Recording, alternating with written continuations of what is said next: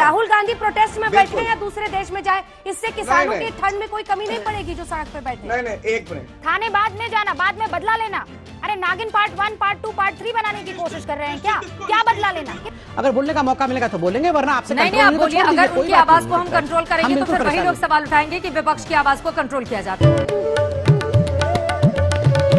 देश में रोज किसी न किसी मुद्दे पर मीडिया में डिबेट तो होती है, पर अगर इन डिबेट में सवाल सत्ता में बैठे पार्टी से हो तो आज हम आपको हाल ही की डिबेट्स का जिक्र करेंगे जिनमें सवाल बीजेपी के नेताओं से हो रहे हों और सवाल भी गोदी मीडिया के पत्रकार कर रहे हों, जो कि अक्सर होता नहीं दिखाई देता।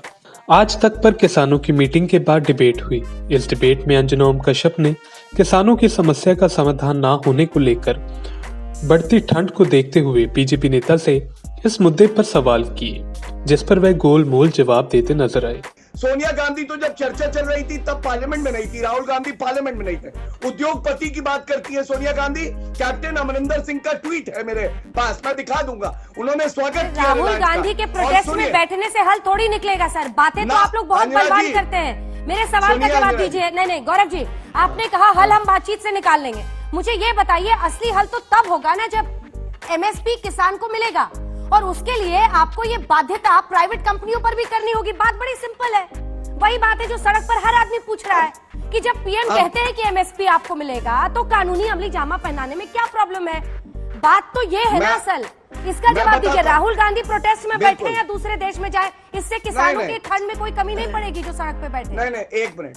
2006 से 2014 तक 8 साल तक एमएसपी 1.5 गुना लागू नहीं हुई। स्वामीनाथन कमीशन की रिपोर्ट है। और जब हमने लागू किया तो स्वामीनाथन जी ने तारीफ की। प्राइवेट कंपनी के लिए बाध्यता क्यों नहीं गौरव जी?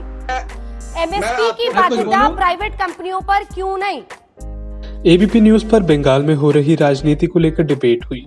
इस डिबेट में एंकर रूबिका ने बंगाल में बीजेपी नेता के भड़कीले बयान को लेकर डिबेट में मौजूद बीजेपी नेता से सवाल किए, जिस पर वह विपक्ष पर दोष लगाते नजर आए, जिस पर एंकर ने उन्हें दोबारा से टोक दिया। प्रेम शुक्ला जी, मुझे ये बताइए, ये लोकतंत्र है कि ठोकतंत्र है? दिलीप घोष क्या समझते हैं अपने आप को जब इस तरीके की बातें वो करते हैं?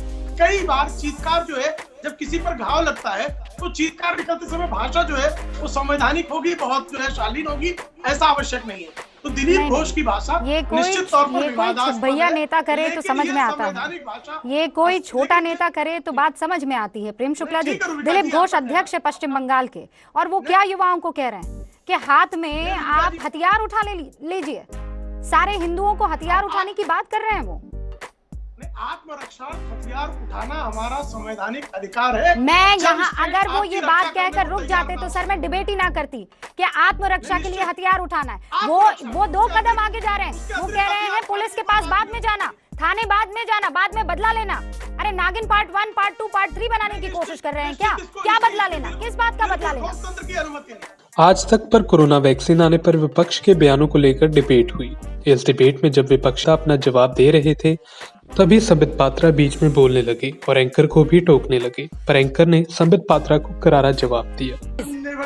चित्रा जी, ऐसे आप इन लोगों के साथ डिबेट में मत बुलाया करिए। चित्रा जी, कहाँ से 3rd ग्रेड लोगों को ढूंढ के आप लाते हैं, इनके साथ डिबेट करना पड़ता है? बताइए, आवाज कम करिए। एक बार बोलने बिल्कुल ऐसा करेंगे, छोड़ दीजिए। बीजेपी को बुलाना बंद कर दीजिए। अगर बीजेपी बोल नहीं सकती है तो आप बीजेपी को बुलाइए मत। फिर चित्रा जी, कैसे डिबेट हो रही है? चित्रा जी, क्या हो रहा है? कोई बात नहीं चित्रा जी, मुझे लगता है बीजेपी की आवश्यकता नहीं है। Thank you so much. बंद कर दीजिए।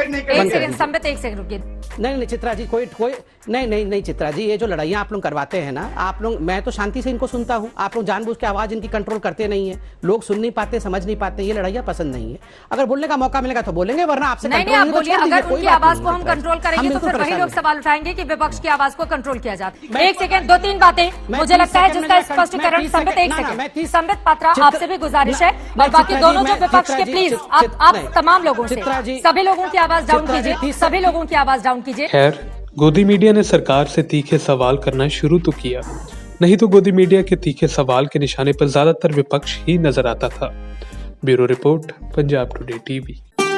If you like our channel, please subscribe, and to get notifications about news, please click the bell icon.